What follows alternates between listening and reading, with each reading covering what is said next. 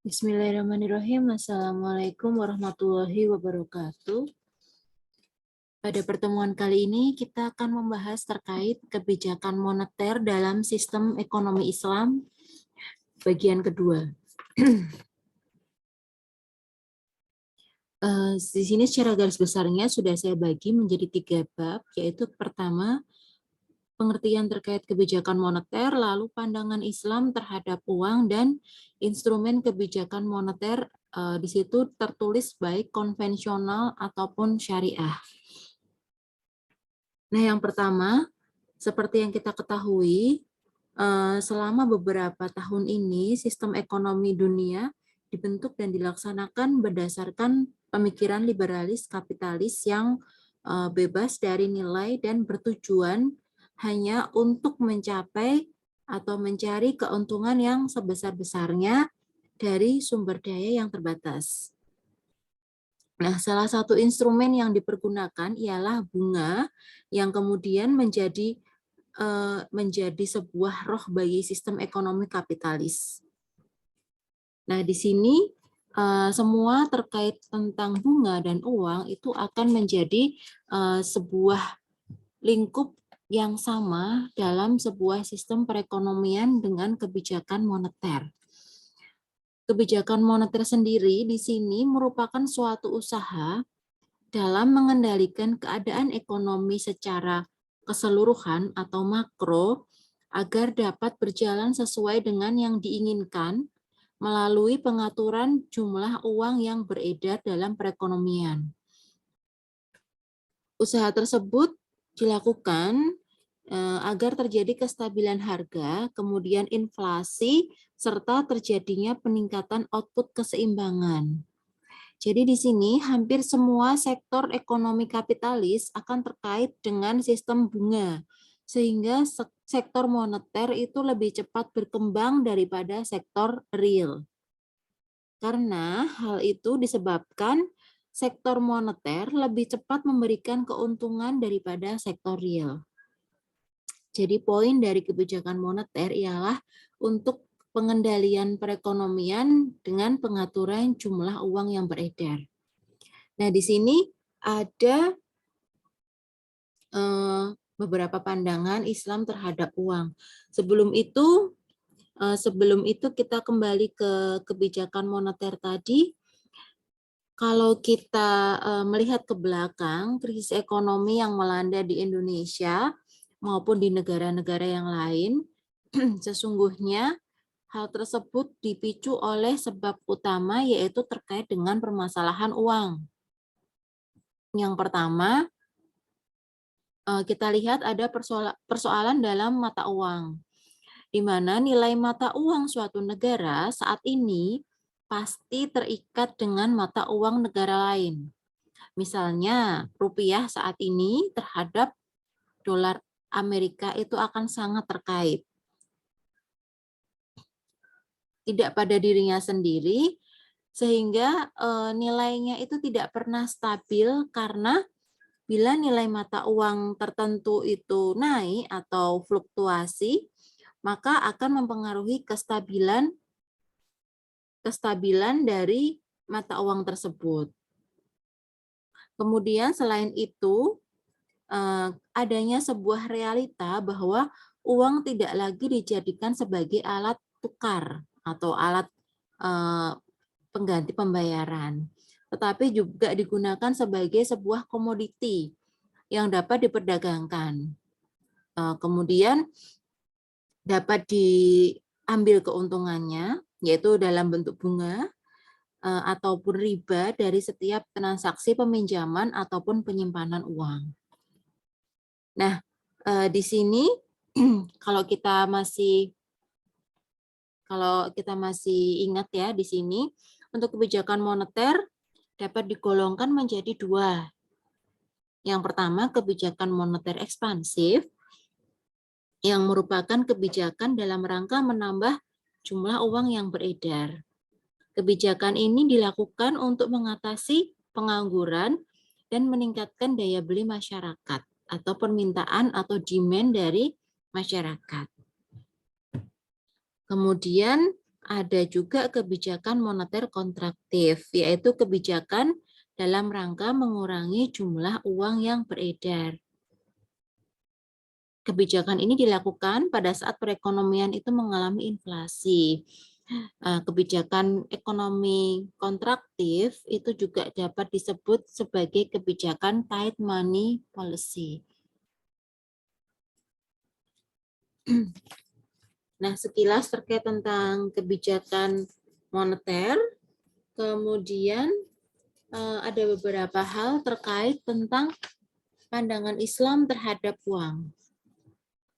Di sini, dalam konsep ekonomi Islam, uang adalah milik masyarakat. Jadi, kenapa saya tuliskan money is good public? Karena uang adalah milik masyarakat. Sehingga barang siapa yang menimbun uang atau membiarkan uang tersebut tidak produktif, berarti mengurangi jumlah uang yang beredar yang dapat mengakibatkan tidak jalannya sebuah perekonomian. Nah, di sini jika seseorang sengaja menumpuk uangnya tidak dibelanjakan, maka sama artinya dengan menghalangi proses dari jual beli. Nah, implikasinya dari proses pertukaran dalam perekonomian akan menjadi terhambat. Di samping itu, penumpukan uang juga dapat mendorong manusia cenderung pada sifat-sifat yang kurang baik seperti sifat tamak, kemudian sifat serakah, dan malas beramal dari sisi zakat, infak, dan sedekah. Nah, sifat-sifat yang tidak baik itu akan memiliki akibat atau imbas yang tidak baik pula terhadap kelangsungan perekonomian. Sehingga Islam melarang penumpukan dari uang ataupun harta, kemudian melarang dari monopoli kekayaan. Nah, itu nanti akan tercantum dalam surah At-Taubah ayat 34 sampai dengan 35. Di samping itu, apabila uang yang disimpan dan tidak dimanfaatkan di sektor yang dapat memproduksi barang dan jasa lebih baik, maka jumlahnya akan semakin berkurang karena adanya kewajiban zakat bagi umat Islam. Oleh karena itu, solusinya apa? Uang harus berputar. Jadi di sini kenapa saya tuliskan money as flow concept, yaitu uang harus berputar. Islam sangat menganjurkan bisnis ataupun perdagangan. Kemudian menganjurkan juga investasi di sektor real.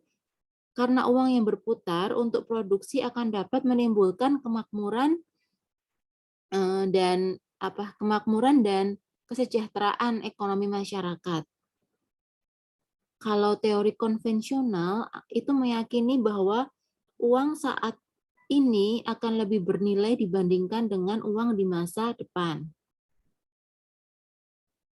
Nah, di situ kan teori tersebut berawal dari pemahaman bahwa uang merupakan suatu yang sangat berharga dan dapat berkembang dari waktu ke waktu. Sehingga dengan memegang uang, seseorang itu akan dihadapkan pada resiko berkurangnya nilai uang akibat inflasi. Karena nilai uang 10.000 sekarang pasti akan berbeda nilainya dengan 10.000 1 tahun kemudian. Itu contohnya. Sedangkan jika menyimpan uang dalam bentuk surat berharga, maka pemilik uang akan mendapatkan bunga yang diperkirakan di atas inflasi yang terjadi. Nah, di sini dalam Islam, teori time value of money kurang sesuai karena di setiap investasi selalu memiliki resiko atau kemungkinan mendapatkan hasil positif dan negatif. Nah, dalam teori keuangan umum, hal tersebut dikenal dengan istilah hubungan antara pendapatan dan pengembalian. Jadi di sini kondisi ekonomi tidak selalu menghadapi masalah inflasi saja. Ada keberadaan deflasi yang mengharuskan menjadi alasan munculnya negative time value of money yang diabaikan dari teori ekonomi konvensional tersebut. Nah, di sini kalau dalam perspektif ekonomi Islam, dia memandang waktu itu memiliki nilai ekonomi yang penting, seperti yang disurahkan dalam surat Al-Asr ayat 1 sampai 3. Kemudian selain itu ada instrumen kebijakan moneter baik konvensional maupun syariah. Untuk instrumennya ini hampir sama antara konven dan syariah. Yang pertama adalah open market operation atau operasi pasar terbuka. Jadi di sini pemerintah mengendalikan jumlah uang yang beredar atau JUB dengan cara menjual atau membeli surat berharga milik pemerintah. Pada waktu perekonomian mengalami masalah resesi, maka supply of money akan ditambah oleh bank sentral. Kemudian caranya ialah dengan membeli surat-surat berharga yang ada di pasaran, baik di bank umum ataupun di masyarakat. Nah, di sini selain open market operation, ada diskonto rate atau tingkat diskonto.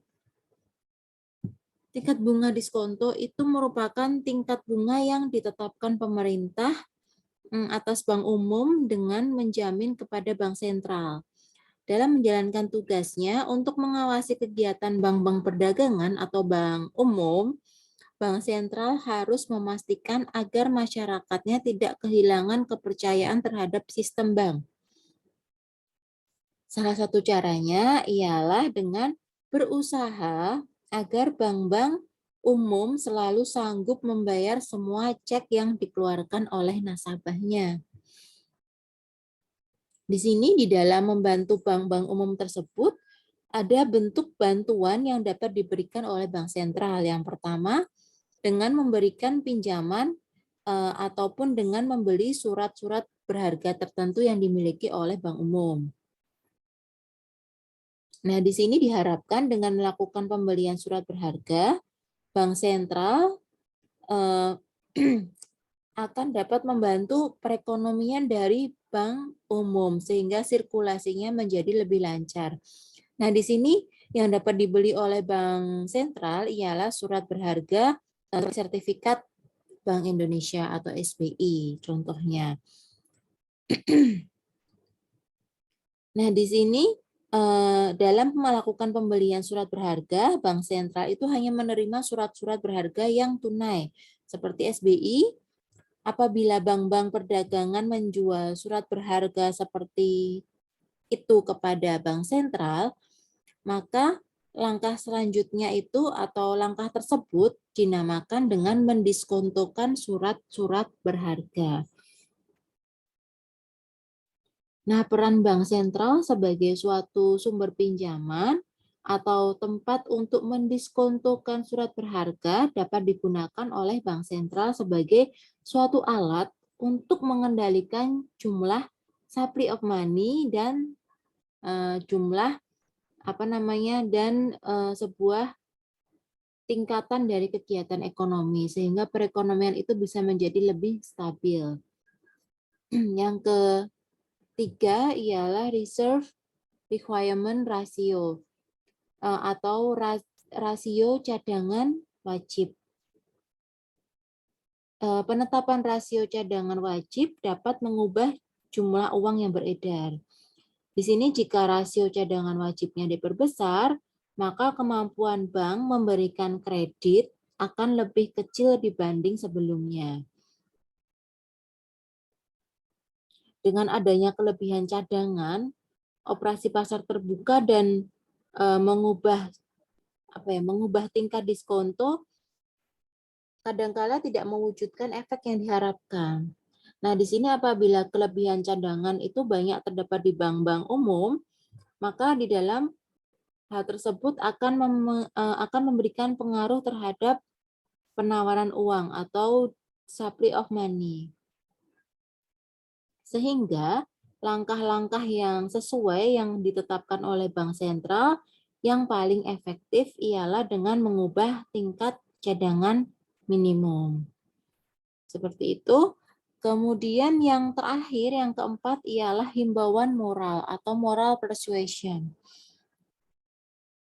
Nah, di sini dalam himbauan moral, Bank Sentral dapat mencoba untuk mengarahkan atau mengendalikan CUB.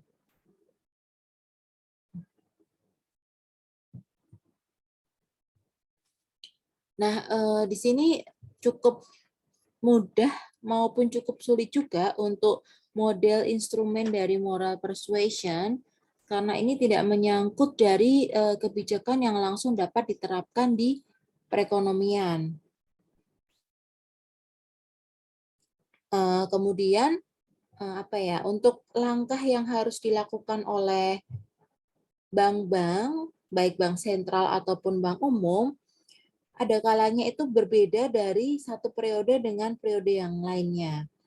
Jadi di sini diharapkan langkah-langkah tersebut dapat mempengaruhi perubahan dalam jumlah uang yang beredar.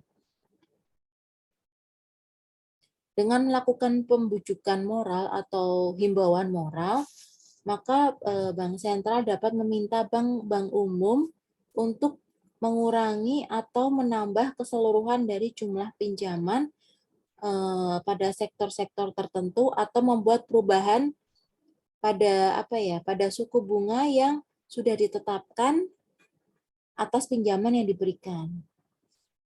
Jadi untuk himbauan moral itu akan lebih fleksibel dibandingkan dengan kebijakan-kebijakan yang lain. Jadi secara prinsipnya tujuan kebijakan moneter Islam itu tidak berbeda dengan tujuan kebijakan moneter konvensional, yaitu menjaga stabilitas dari mata uang, baik secara internal ataupun eksternal, sehingga pertumbuhan ekonomi yang merata itu diharapkan dapat tercapai. Nah, di sini ada beberapa hal terkait tentang stabilitas uang. Hal tersebut ditegaskan juga dalam ekonom Islam, yaitu Umar Chapra. Di situ dalam kerangka kebijakan moneter dalam pengembangan Islam, di sini perekonomian Islam itu kebijakan moneternya terkait tentang stok uang. Jadi sasarannya haruslah menjamin bahwa pengembangan moneter yang tidak berlebihan akan diarahkan ke sebuah ketercukupan atau cukup untuk sepenuhnya dapat mengeksploitasi kapasitas dari perekonomian untuk menawarkan barang dan jasa demi kesejahteraan umum.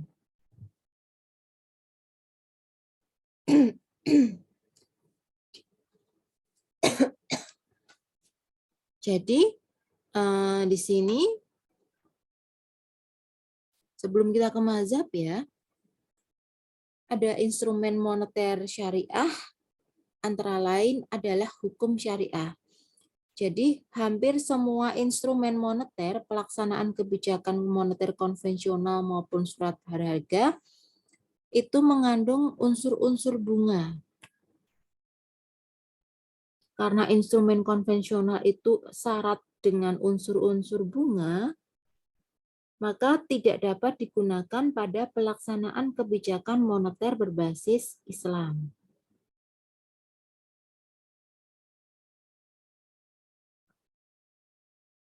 Di dalam ekonomi Islam, tidak ada sistem bunga sehingga bank sentral tidak dapat menerapkan kebijakan salah satunya diskonto rate pada kebijakan moneter Islam. Bank sentral yang berbasis Islam itu memerlukan instrumen yang bebas bunga untuk mengontrol kebijakan ekonomi moneter dalam ekonomi Islam. Dalam hal ini terdapat beberapa instrumen yang bebas dari bunga yang dapat digunakan oleh bank sentral untuk meningkatkan atau menurunkan jumlah uang yang beredar. Sehingga di sini penghapusan sistem bunga tidak akan menghambat untuk mengontrol jumlah uang yang beredar dalam perekonomian. Jadi secara dasarnya terdapat beberapa instrumen kebijakan moneter dalam ekonomi Islam. Antara lain di sini ada reserve ratio yang merupakan persentase tertentu dari simpanan bank yang harus dipegang oleh bank sentral. Contohnya 5% atau 10%. Jika bank sentral ingin mengontrol CUP, maka dapat menaikkan dari reserve rasionya. Misal kita tadi punya 5%, dinaikkan menjadi 15%. Yang dampaknya sisa uang yang ada pada komersial bank atau bank umum akan menjadi lebih sedikit. Begitu pula sebaliknya. Kemudian ada juga dengan moral persuasion. Bank sentral dapat membujuk bank-bank untuk meningkatkan permintaan kredit sebagai tanggung jawab mereka ketika ekonomi berada di dalam keadaan depresi. Kemudian dampaknya kredit akan dikucurkan, maka uang dapat diberikan kepada pasar atau ke dalam perekonomian sehingga akan memulihkan kondisi perekonomian. Kemudian ada juga lending ratio. Karena di dalam ekonomi Islam itu tidak ada istilah peminjamkan atau lending, maka lending ratio dalam hal ini berarti qardul hasan, yaitu pinjaman kebaikan. Lalu yang keempat ialah refinance ratio yang merupakan proporsi dari pinjaman bebas bunga. Ketika refinance ratio meningkat, pembiayaan yang diberikan oleh ketika refinance ratio meningkat, pembiayaan yang diberikan akan meningkat. Begitu pula sebaliknya, ketika refinance rasio turun, maka bank umum harus berhati-hati karena mereka tidak disarankan untuk memberikan pinjaman. Selain itu ada juga profit sharing ratio atau rasio bagi hasil atau rasio bagi keuntungan. Yang untuk poin ini banyak diterapkan pada bank syariah yang ada di Indonesia. Kemudian ada juga Islamic Sukuk yang terkait tentang obligasi pemerintah, di mana ketika terjadi inflasi, pemerintah akan mengeluarkan sukuk lebih banyak, sehingga uang akan mengalir ke bank sentral dan jumlah uang yang beredar akan dapat terkontrol dengan baik. Sehingga sukuk akan memiliki kapasitas untuk menaikkan atau menurunkan CUP. Nah, itu beberapa instrumen kebijakan moneter baik secara konvensional dan syariah. Selanjutnya, ada mazhab instrumen kebijakan moneter dalam ekonomi Islam.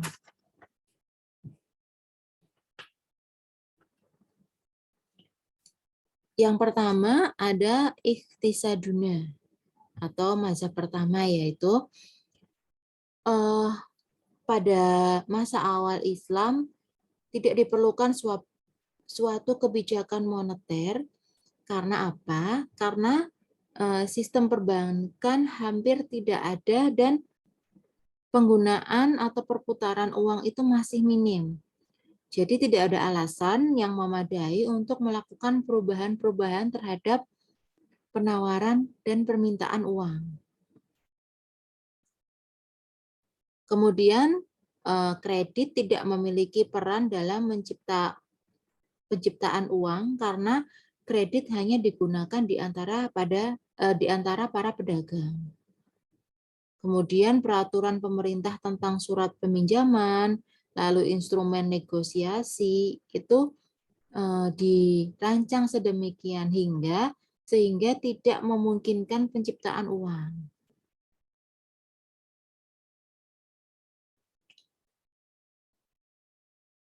Nah, di sini ada surat peminjaman atau promissory notes maupun instrumen negosiasi atau negotiable instrument. Nah, kedua hal tersebut dapat diterbitkan untuk membeli barang dan jasa atau mendapatkan sejumlah kucuran dana, namun tidak dapat dimanfaatkan untuk tujuan kredit. Nah, aturan-aturan tersebut akan mempengaruhi keseimbangan antara pasar barang dan pasar uang berdasarkan transaksi tunai atau cash. Kemudian di sini dalam nasiah atau aturan transaksi lain, uang yang dibayarkan atau diterima itu akan bertujuan mendapatkan komoditas atau jasa. Instrumen lain yang pada saat ini digunakan untuk mengatur jumlah peredaran uang serta mengatur tingkat suku bunga jangka pendek ialah jual beli surat berharga pemerintah yang belum dikenal pada masa awal pemerintahan Islam.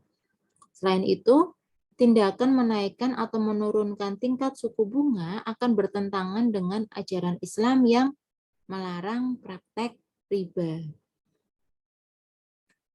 Lalu yang kedua, ada mazhab mainstream atau mazhab kedua. Di sini tujuan kebijakan moneter pemerintah ialah memaksimalkan alokasi sumber daya untuk kegiatan ekonomi produktif.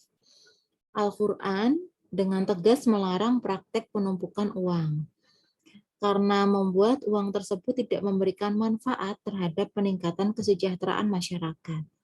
Oleh karena itu, mazhab ini merancang sebuah instrumen kebijakan yang ditujukan untuk mempengaruhi besar kecilnya permintaan akan uang agar dapat dialokasikan pada peningkatan produktivitas perekonomian secara keseluruhan.